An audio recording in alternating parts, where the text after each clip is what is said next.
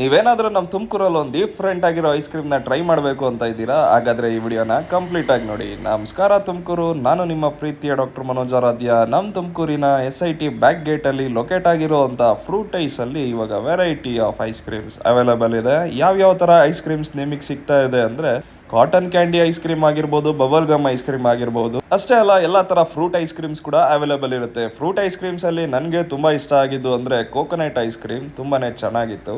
ನೀವು ಶಾಪಲ್ಲಿ ಕುತ್ಕೊಂಡು ತಿನ್ನಕ್ಕೆ ಇಷ್ಟಪಡಲ್ಲ ಅಂದರೆ ಮನೆಗೆ ಕೂಡ ತೊಗೊಂಡೋಗ್ಬೋದು, ಯಾಕೆಂದರೆ ಫ್ಯಾಮಿಲಿ ಪ್ಯಾಕ್ ಕೂಡ ಅವೈಲೇಬಲ್ ಇರುತ್ತೆ, ಪಾರ್ಸೆಲ್ ಕೂಡ ತೊಗೊಂಡೋಗ್ಬೋದು.